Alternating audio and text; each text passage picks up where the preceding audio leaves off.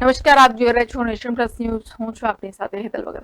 દાહોદ જિલ્લામાં દુલ્હનનું અપહરણ થવાના ચકચાર મચાવનાર કેસમાં દાહોદ જિલ્લા પોલીસને મોટી સફળતા મળી છે. દાહોદ જિલ્લા પોલીસે અપહરણ કરનાર મુખ્ય આરોપી સહિત 4 આરોપીઓને ભોપાલ ખાતેથી ઝડપી પાડ્યા છે. મધ્યપ્રદેશના જામવા તાલુકાના જાલાપોડ ગામથી દાહોદના ભાટીવાડા ગામની તરફ લગ્ન પતાવી જાન પરત આવી રહી હતી. તે દરમિયાન બોરડી ગામ નજીક 15થી વધુ ઈસમોનો ટોળો મોટરસાયકલ ઉપર ધસી આવી જાન રોકી વરરાજા તેમજ અન્ય લોકોને ધાક ધમકી આપી બળજબરીપૂર્વક દુલ્હનને લઈને ફરાર થઈ ગયા હતા, જેને લઈને સમગ્ર પંથકમાં ચકચાર મચી હતી. ત્યારે દાહોદ જિલ્લા પોલીસે ભોપાલ ખાતેથી મુખ્ય આરોપી સાથે અન્ય 3 આરોપીઓની ધરપકડ કરી છે.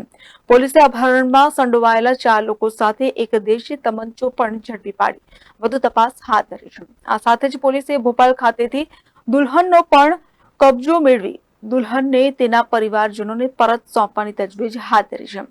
પોલીસ તપાસમાં એવું સામે આવ્યું છે કે અપહરણ કરનાર મહેશ ભુરિયા અગાઉ દુલ્હનના પ્રેમમાં હતો અને મહેશ ભુરિયા અગાઉથી જ લગ્ન કરેલો હોય. દુલ્હન સાથે તેનું પ્રેમ પ્રકરણ પૂર્ણ થઈ ગયું હતું, જેથી એક તરફી પ્રેમમાં પાગલ મહેશ ભુરિયાએ લગ્ન કરી પરત ફરી રહેલી દુલ્હનનું અપહરણ કર્યું હતું.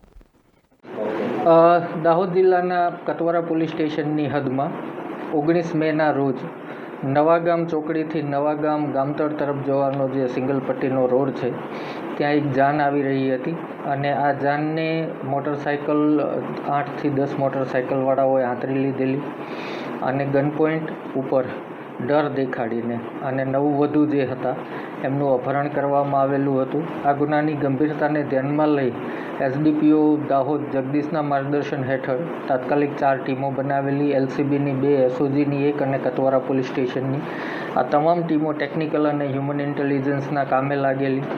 આશરે 200થી વધારે કિલોમીટરના સીસીટીવી આ લોકોએ ચકાસેલા અને તેના આધારે ગઈકાલે બપોરના રોજ ભોપાલના ગજાનન કોલોની નીલવડ વિસ્તારમાંથી નવવધુને મુક્ત કરાવવામાં દાહોદ જિલ્લા પોલીસને સફળતા મળી છે. આ ગુનાનો મુખ્ય આરોપી મહેશ તોફાન ભુરિયા, જે 6 વર્ષથી આ નવવધુ સાથે સંપર્કમાં હતા અને નવવધુના અન્યત્ર લગ્ન થઈ જતા એના પર ગુસ્સો રાખી આવેશમાં આવી અને એણે આ કૃત્ય કરેલું, જેમાં એની સાથે 14 જેટલા અન્ય આરોપીઓના નામ ખુલવા પામેલ છે.